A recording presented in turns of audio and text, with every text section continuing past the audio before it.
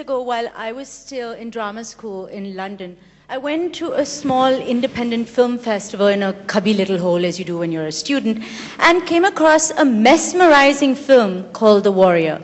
I had never seen an Indian actor with such subtle depth and range and grace. A year or so later, I was offered a short, no-budget film with that actor. I couldn't get over my luck. But at the same time, it made me really sad and it shocked me because it made me realize that in spite of being such a powerhouse of talent and hard work, an actor like Irrfan Khan was still struggling to find a foothold in mainstream Bollywood. Why else would he accept a role in a short film with no money, with an actress fresh out of drama school? It had nothing to do with the script, I can assure you that. Ha ha ha ha. Okay, I take that. So it actually really gladdens me and makes me immensely hopeful that Irrfan, you persevered, because today he is the lucky charm, or should we call it the awards charm that you cast in your film. Actually, you cast him because he's a phenomenal actor. How many of you have actually seen Sahib Bibi and Gangster? How good is Irrfan? He can have a round of applause for that, right? Thank you, Kim. Thank you very much. Now, even though he is in almost every big international film that is set or based in India, he has recently played the villain in the uber commercial Spider-Man, is good in almost every role he does, no matter how small it is, and even has the correct last name.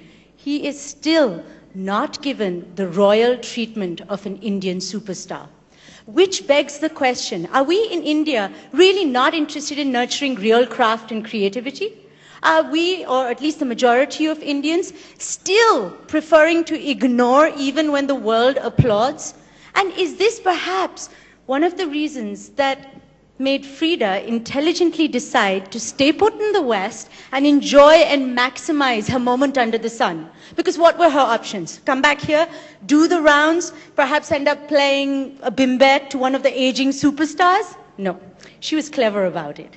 And her journey has been very different from Irrfan's journey. She became an overnight superstar. And I don't mean in the sense of it took years of struggle to get that overnight success kind of way. And no, Freida, and your few years of traveling the world on a TV show doesn't count as struggle. She catapulted onto the red carpet fame the instant Slumdog Millionaire was released, or even just before Slumdog was released. Was the world readier? Did an actor like Irrfan pave the way for her? Or was she just smarter, or perhaps prettier about the whole thing? Or did the fact... Sorry, Irrfan, as much as we love you, okay, that battle she wins. Or did the fact that she actually didn't return and steered clear of the Indian media actually help her? Let's hear from two of the most famous exports of our country on how they have become global Indian icons without much of a helping hand from India. So I think we'll start with Freida. Just sit here or stand. We'd like to see you. So why don't you stand right here with your mic. And when I get tired, I'll sit down. How about that? I actually want to start by saying, Cole, that there are a couple of things that I have to agree with, and then a couple of things that I have to disagree with. Is that okay? Of course. Okay. The thing that I have to agree with is that, yes, before me, there were many. There were, a few, if not many. There was the famous Satyajit Ray, and we know that he did win an honorary Oscar. His film, The World of Apu, till date, when I go into meetings, whether it's in LA or London, they still quote The World of Apu as that masterpiece of Indian cinema. So yes, he did pave the way in a way. Then we have Pandit Ravi Shankar. And he, in the world of music, I think enriched the lives of so many international musicians as well. And famously the Beatles, we all know that. And he took the sound of the sitar to the West and he made it a not-so-alien sound. And then we have actors like Tabu, like Irrfan, who kind of paved a way for actors like us who dreamt of being exactly what they're doing, like dreaming of being part of a global phenomenon on an international platform. But yes, times for them were different. and times for me are very, very different. And that's where I have to disagree with you when you said, was I just smart to stay there and just capitalize on everything and ignore India? No. I think the cinema that I kind of feel my sensibilities match with is happening now in India. You know, with Pan Singh Tomar, with films like Shahid, Gattu, I don't know if anyone's seen any of these films, things are changing. And I think it is about how we responsibly put the right kind of films out there for the world to see and for the world to accept. So far, we've been stereotypical characters. And I think in a big way, with Slumdog Millionaire, it changed all of that. It changed all of that, not to the extent that I would have loved it to have changed, but definitely, and I'm getting tired, but definitely to the extent that I feel like I finally had a voice. I grew up, I think I should take you back to a bit of my own personal journey and my so-called struggles, which Cole just dismissed. The thing is, I had a mental struggle, Coyle, and I'll come down to it. And I'll come down to it, and I'll tell you why it was a mental struggle. So growing up, I have to admit that I dared to dare that international dream when not much was happening on the international arena and the international platform. In fact, it was a very scary time to dream a dream like that, because a lot of Indian actors were kind of returning in a way. You know, we had the Indiana Jones Temple of the Doom film, and then we had a couple more films here and there, but they were all very stereotypical characters, which for some reason, and I don't blame the Indian media, they would call it the blink and miss role and would dismiss it and almost detest it. But I continued to dream this dream, and I wondered if, you know, I would stand in front of the mirror and my hairbrush was my imaginary Oscar and my Emmy and my Tony, and sometimes a shampoo bottle was my Grammy Award, and I'd wonder if that would ever change, if there was an opportunity for me to change all of that. And then, of course, things in terms of the cinema that I was exposed to, and this is where the struggle comes into play. Through my friends, family, and teachers, I was exposed to a very world cinema kind of scenario growing up.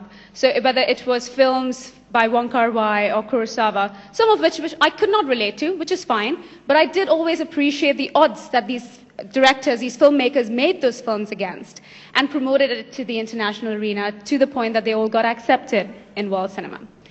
And then, of course, the very, very important topic is Indian cinema. Yes, of course I was exposed to it. Of course I grew up watching Indian films as well. It's a myth, and I would like to take this opportunity at the India Today Conclave to tell everybody who thinks that I have forgotten my roots and have kind of forgotten where I came from, to say that that is absolute rubbish. I absolutely never said that.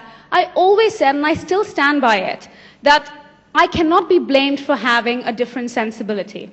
Everybody has a certain sensibility. And to pick on someone who always said that I enjoyed Mirch Masala, and if they ever made a remake of it, I will be going guns blazing into that audition, and I will make sure I bag Smita Patel's role. Just because I absolutely loved that film. But of course, when I grew up in the 90s, and I was born in 1984, by the time it was the 90s, the focus, and I think Irrfan would agree with me here, had shifted to the big budget, the box office films. The films that were making the money, the films that were providing revenue. And then my so-called struggle really began, because I realized that not only was my international dream, because of the stereotypes, getting deflated, but also my Indian dream was getting deflated. And it led me to this point where I actually told my sister that by 25, if nothing happens, I am going to become a wedding planner, because nothing else is working for me.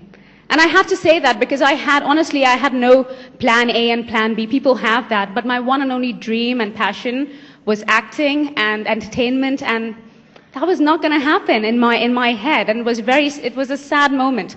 Theater as well, in a way, which I kind of feel bad that we were not really exposed to as much in schools, was something that is underappreciated in this country. Not the way, you know, you can do a play in New York or London, and you have such throngs of people just coming in there and enjoying what is being put on stage. So again, there was another dead end. And so finally, when I was 22, I got a open casting call for this film that this British filmmaker named Danny Boyle was going to make. And of course I walked in there knowing that it was going to be another blink and miss role, 20-minute screen time at the most. But more important than that, I knew that it was a story that I believed in, a story and a script that I really enjoyed reading. And who wanted to say no to Danny Boyle at that point in time? I mean, that would be a really stupid mistake, right? So I walked into that audition. It was 6 months of struggling because it was intense competition. And no, I'm just kidding. I'm just kidding. No, it wasn't struggle, actually. It was the fun part of my auditioning process was that I got to learn so much. But it was intense nonetheless because I had to beat quite a few hopefuls in this country, in the US and London, to the point that I started becoming obsessed with this character. And the obsession continued for a year after when, in 2009, we finally, became the multiple Oscar-winning film. And by 25, I was not a wedding planner. I had just played a Palestinian girl in Julian Schnabel's Miral. And I also bagged a role in Woody Allen's film, You Will Meet a Tall Dark Stranger. That's when I realized that this is where the real battle begins. Because everything that I said I did not want to do, which is fall prey to stereotypical roles, I will have to show that I can do it and not just say it. So walking into meetings in LA was a challenge because they would lay down these scripts in front of me, and it was a typical Indian girl who had come to America to get married. And I turned around and said, but what about the girl who is a doctor and is not wanting to get married? What about the girl who can be a detective? What about the girl who falls in love with this hunk of a guy and ends up doing a rom-com with him? No, I mean, that was not completely the idea that they had for an Indian ethnic girl. And so I feel my next step was to play the racial ambiguity card, where I felt that it is important to realize that, of course, I don't want to play the Queen of England. I don't look like her, and even if I tried to with makeup, it wouldn't help. But within my capacity, whether it was Middle Eastern roles, Latin American roles, or an American girl living in America, or an English girl living in England, like I had in Woody Allen's film, was the way to go for me, and was to steer as clear a way as possible from stereotypical roles. And it worked. It worked for a while. It is a slow process, and trust me, it is a bit depressing at times because most out of those 100 scripts that come in, it's only 2 or 3 of them that you possibly see yourself doing. And then comes the actual process of actually going and getting those roles. So I would actually like to tell you a little story about my interaction with Woody Allen, because most of the time I keep getting asked about, so how was it working with the eccentric Woody Allen? This is actually was an eye-opening story for me. This is after Slumdog Millionaire. And towards the end of the filming of You Will Meet a Tall Dark Stranger, I walked up to him and I said, Woody, thank you so much for making Dia a not Indian character, even though she is of Indian origin, but not focusing on her ethnicity. And he looked at me like, why is she stating the obvious? And he looked at me like, why is she even defending herself? And he said to me, he's like, but isn't the world a much smaller place, Freida? And why would I focus on race when I have human emotions, human feelings, and human complexities to deal with? And when he said that, I went, oh, wow, finally. Minds have changed and have begun to start changing. Slowly but surely, it is happening. And the way to go for me was to chase those minds and work with those like-minded people. So here I am today. It's still a long way from here, and I think Irrfan's story would be very interesting for me to learn as well, because he's had to face both Hollywood as well as Bollywood, and he will be able to. I've never done a Bollywood film, and I'll come down to that when I'm sure someone will ask me a question, so I've decided not to even talk about it. But I feel like for me it will be very interesting to learn how it has been for you, because I've never had to face this side of the story. You know, I always talked about the cinema, the sensibility that I had, but you've had to face both sides. So for me it will be a very interesting kind of a story to listen to. And I love interactive sessions, so I'm going to leave it at that. I'm sure a lot of questions will come up. There's a lot that I want to say, but we have very limited time. Over to you, Irrfan, and I really hope I know I will learn something from you today.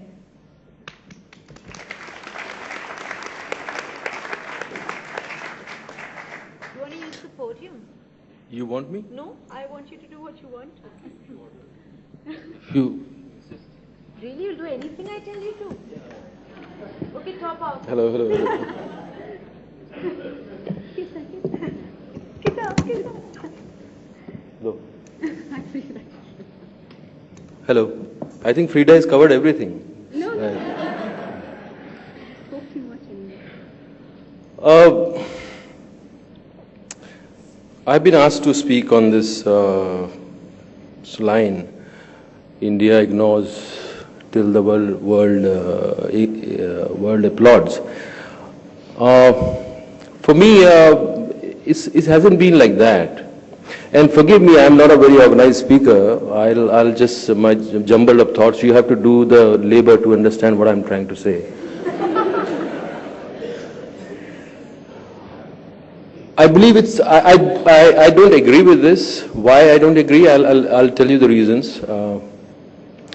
I believe that we are a very generous nation. We are very adaptable nations. We are very generous in adapting things and leaving our indigenous lifestyle, our philosophy, our way of thinking. We are very easy. We leave them and we adapt. We have been doing this for centuries, and this marketing thing, it is a recent thing. It has just come into our society, and so quickly we have adapted. Now we are selling women, we are selling news, we are selling culture, we are selling sports, we are selling spirituality, we are selling seeking, we are selling everything, and we are so quick in adapting all these things. So the thing is, it was never the case that India never applauded. It always applauded. But I was the problem. The kind of work I was doing that didn't fit into the box which was there. Because film industry is an industry. There's so much of money involved. So one aspect of the film industry is the industry where you can make money. So the kind of films I've done in Hollywood, it has changed the perception. People felt great. They felt proud. I still remember when I went for Oscars for Slumdog, there was this guy in the hotel, and he had tears in his eyes. He told me, 30 years I've been living here in this country, and I have never felt like that. I feel nice. You know, people are reacting to me differently. They are looking at me from in a different way. So these are the things which has changed. But industry never reacted in the sense that they never gave me the choice of work which I was trying to do. Because that's a difficult choice. I never created a kind of slot which was already there. Because the kind of work I was trying to do is difficult to fit into the box. So that was the problem. So whatever business the film were doing abroad, if that business would have affected the pocket of our producers, then it would have changed my position here. So that's why the marketing becomes so important. Unless and until my film does business here, my choices will not increase.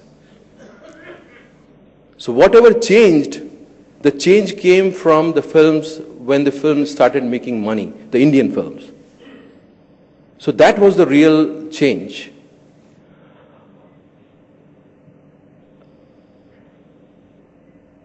People think that, you are doing films there, so definitely here producers and directors are going to take you seriously. But that's not the case. They always respected our talent, but the choices which I was making was difficult for them to fit me in. That's the thing. And this is not an easy journey. I'm enjoying every bit and part of it. But I have to create my own path. And when you have to create your own path, it's a difficult task. I'm not trying to walk on a path which has already been made. So whatever it is, if it's about moving a mountain, we will move a mountain. Whatever comes, we'll enjoy this journey and try to give you entertainment and try to redefine entertainment as much as we could, as much as we can. Thank you.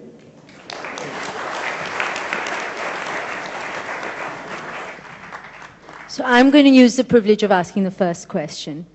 First to you, Freida. You talked about battling and struggling with mental demons. And actually that really, okay, for whatever struggles and whatever stuff that you did before that, but at 24, were you 24 when Slumdog came out? Were you 23, 24? I shot the film when I was 22, and the film So came out about when I was 24. 23. So it's a really young age to suddenly be a global star and on that platform with no sort of rehearsal time and no sort of space. I wonder whether you were really dazzled by it and whether you continue to be dazzled by it, or did you get a moment to sort of just regroup, reconnect with yourself and sort of take it in and go, man, this is happening to me, Right. It was a bit hard actually to do that. You're right, because it all happened really too quick. In fact, the first film festival that we attended, which was the Toronto Film Festival, the film had already, there were followers for the film already from a previous film festival. So by then it was already stamped as this film is something different. The people from this film are to watch out for. And it was too hard to digest because like you said, there was no rehearsal. I didn't have any filmy backgrounds. I had never won a beauty pageant, like I was going to win one anyway. But there was nothing for me to fall back on and say, oh, I've had the experience of having done that, so I will be able to deal with this better. None of that. So yes, I was dazzled. And yes, I was absolutely bewitched by everything that I saw in my setting. But the one thing that I have to say that I'm so very grateful for, and I know it sounds so cliched when you say this, is that I did have really a very grounded family and a very grounding group of friends who would not take any of my nonsense, if at all I threw it at them. So that helped me always come back to reality if I ever stepped out of it. And I think that's what you always hope for in your life, a very strong social support system. And remember that when something like that happens, and it's happening for the first time, with many people dubbed as the fairy tale story, the next thing to also do is to strike while the iron's hot. So in order to do that, you also have to be in a headspace where everything is more realistic, as opposed to, and I can do that, even though you know it's not going to happen. So yes, I had to be very realistic about everything that was happening. For you, Irrfan, since you have worked very actively both in Bollywood and in Hollywood, and you've been to how many Oscars now? Two. Only two? My God, okay. So it's a lot, Cole, by the way. Just so I was kidding. Hello. Do you think that there, we talk about this real sense of film fraternity in Hollywood, which is missing somewhat here in our industry. Do you think that that is true because you are a real insider?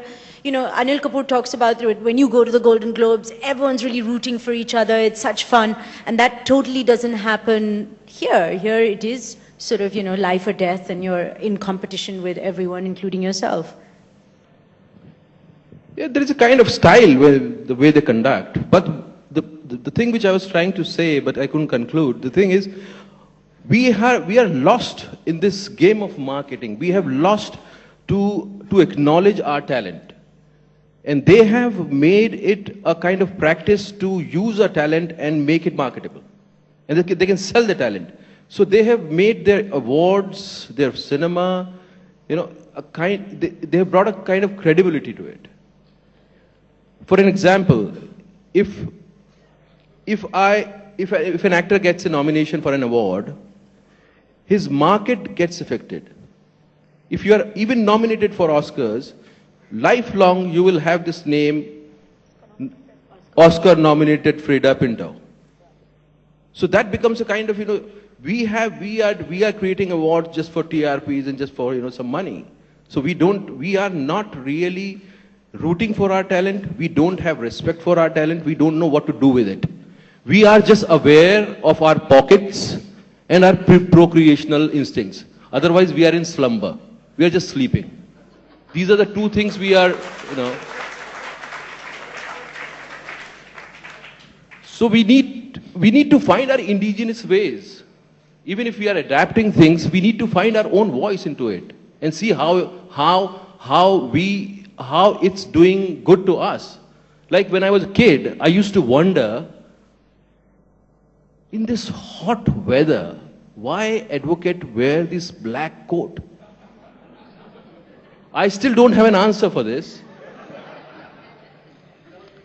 It's like headmaster साहब आए थे, वो classroom में बोल के गए थे कि काला कोट नहीं पहना तो डंडा पड़ेगा, ब्रिटिशर्स चले गए, अभी अगर नहीं पहनेगा कोट तो वकील को डर लगता है, सिस्टम को डर लगता है कि वो आके दोबारा डंडा ना मार दे.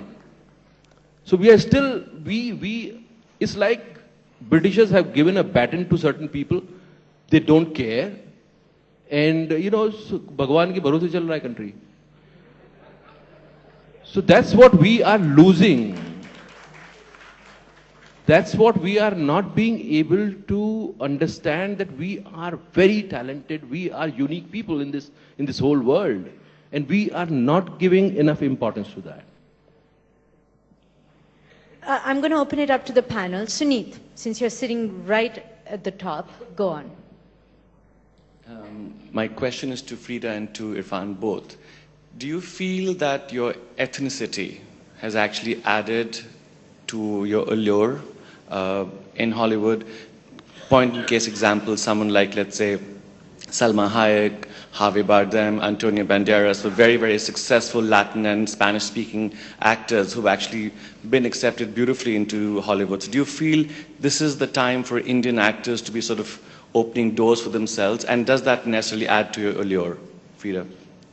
That's a very good question, because when I had my first meeting with my agent, it's very important to get an agent in Hollywood, or it's very, very hard to get film projects. And I asked her, how is it that you're going to help me find work? How are you going to find work? Look at my ethnicity, look at my skin color. And she looked at me and she said, don't try to fit in, stick out. And when she said that, I was like, okay, I need to start embracing who I am and not trying to change myself and fit into the Hollywood concept of the Hollywood actress. I can be me, I can be international, and I can prove it. So yes, I don't think they gave me an opportunity as much to use the so-called ethnicity. I used it, and I decided to change it. I think it's very important how you present yourself as well. If I had to do a string of films where I did play the typical Indian girl, I would have dug my own grave there. So I had to make that conscious decision. And so you're right. I hope to, for a very long time, not be the token ethnic girl, because that is not a nice label or tag to have. But I don't mind being the ethnic girl who worked in Hollywood. Irrfan? Yes, in a way it did. Hollywood is a biggest market. They know how to expand it. And they have been doing it like Spain was in fashion. So the actors from Spain, then after that China came in. They're trying to see the possibilities, different possibilities. All the stories in Hollywood now, they want to go beyond. They want to give variety to the client. So India is the biggest market. The way it happened earlier, we were getting this Miss World again and again every year. There were reasons for that.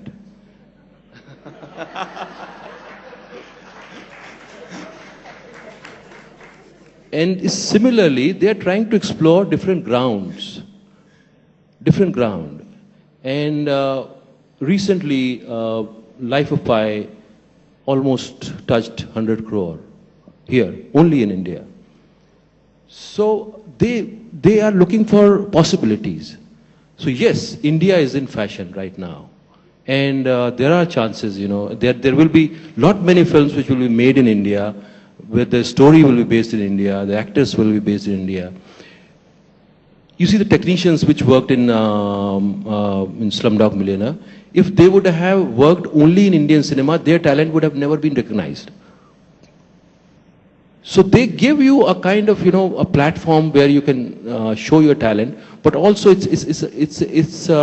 for them it's a new territory, and they will explore it. And there will be lot many technicians and talent which will find their way through them. Go for it, Madam Jayashree. This question is for you, Irrfan ji.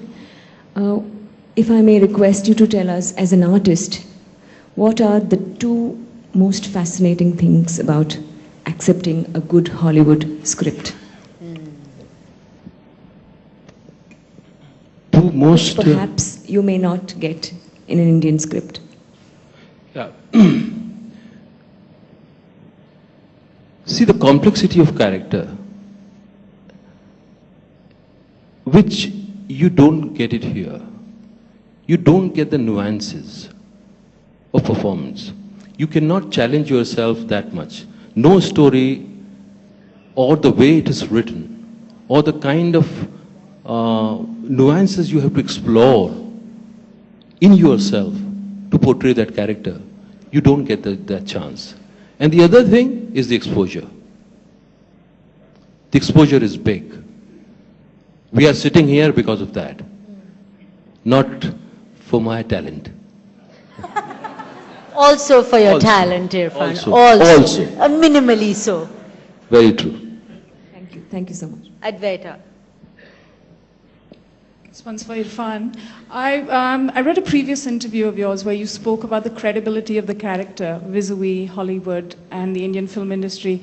I thought that was a fascinating comment to make, and I just wanted you to elaborate on that a little bit. Can you elaborate your question?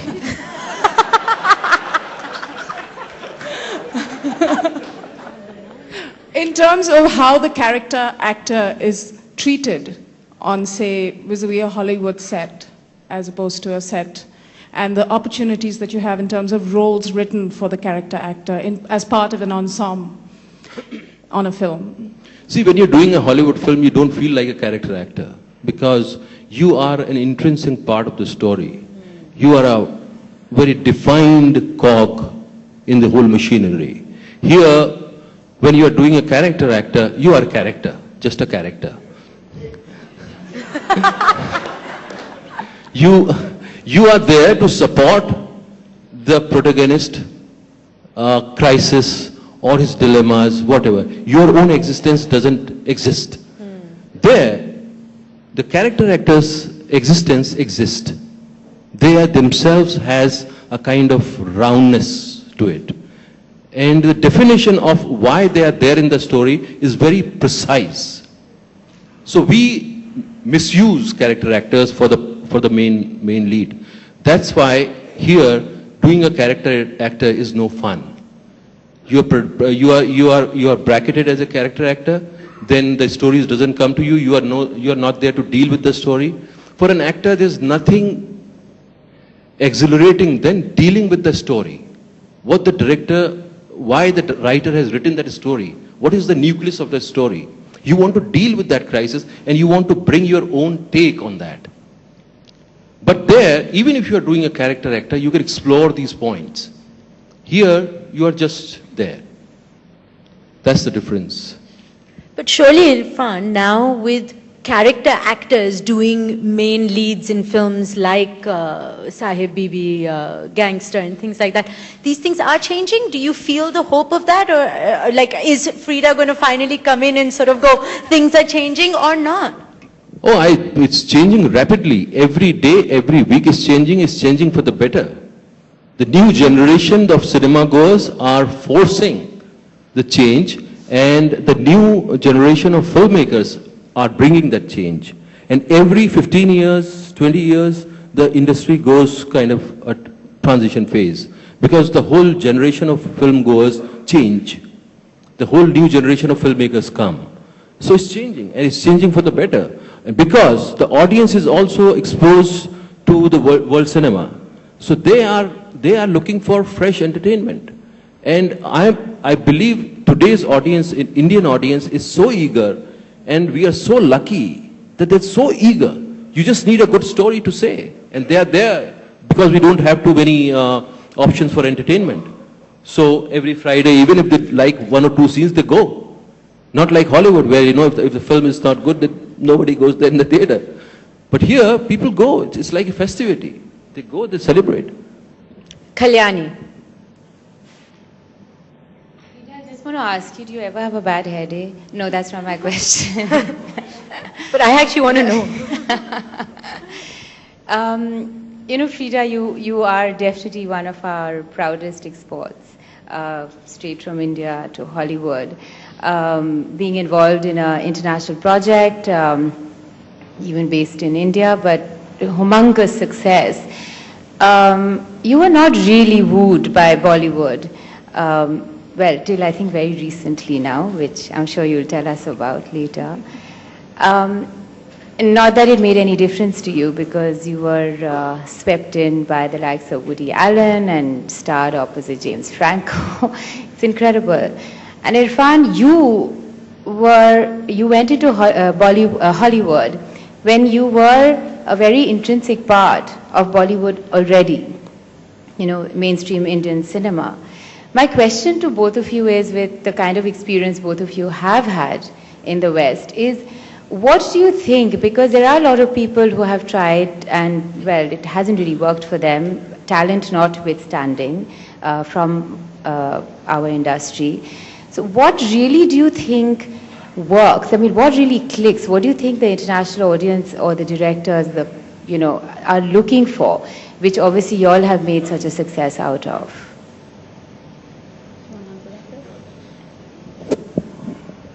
Well, I'm going to say this for the last time, that I never shunned Bollywood. I always said my sensibility of Indian cinema is happening now and how.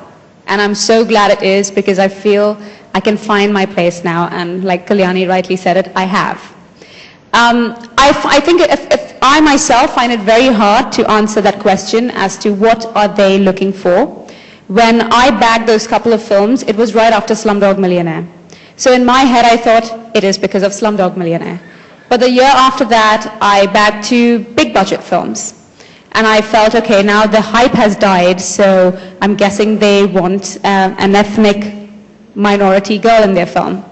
And the year after that, I got a chance to play an Indian character in a Michael Winterbottom film, Trishna, which was received fairly okay in the West, but the fact that it was seen made me realize that it's going to be forever hard for us to pinpoint and say, this is what works for this year. It is forever going to change, and we have to change with that. Not change who we are, but change the way we think along with that. And I feel, for me, I'm constantly reinventing myself as well. If I have done something in the past, I want to try something different just to see if that will work. Yes, sometimes I'll fall flat on my face and it wouldn't be something that I should have done, but at least I know now. So for me, I think it's something that we constantly have to find within ourselves. And I think more than anything else, the one thing I have learned through going through all those meetings with agents and producers is that they want to see something that is originally yours. And I try to do that as much as I can. They not go in there and just talk about India, that's not what I meant, but something that you can uniquely bring to the film that they have never seen anyone else do before. So I guess that's the only way I can answer that question. I think it's very difficult to put in words what they're looking for. Basically, they're looking for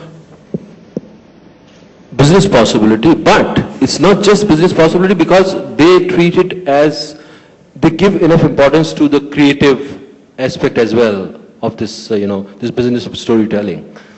I'll give you an example. I was offered a part in a series called In Treatment. My friend was producing that.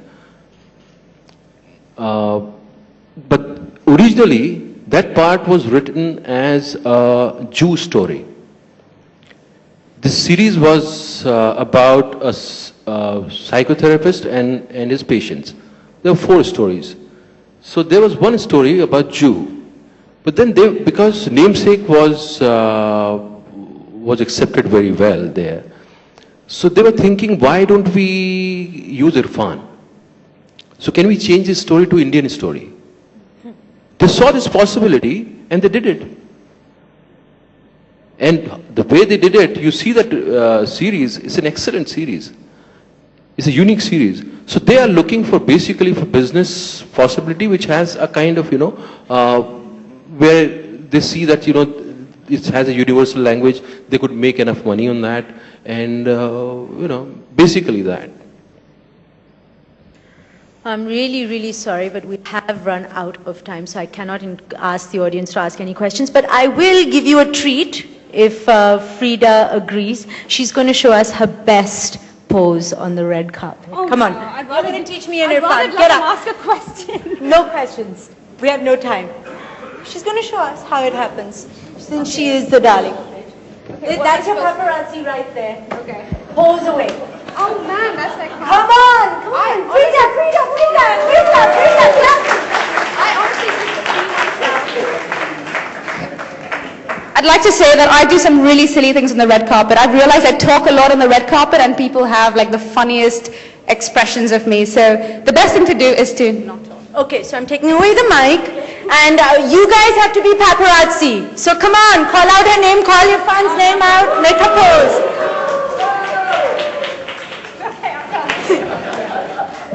I'm going to do that for a living. Okay. Thanks, Freida. Thanks, Irrfan. Thanks, Koel. Can I please request Kalyani Chawla from Deo to please come up on stage and give a token of appreciation to both the speakers. Can you have a round of applause for all of them? Thank you.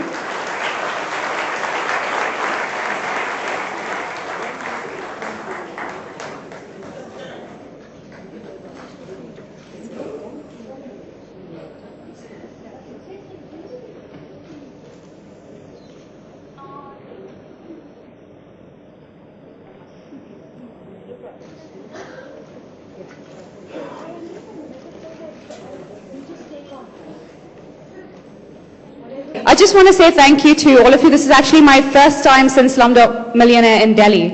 And I'm really happy that I kind of got to be in the capital of my country with a really great thinking audience. Thank you very much. And we are thankful to you for that. Thank you so much for being patient.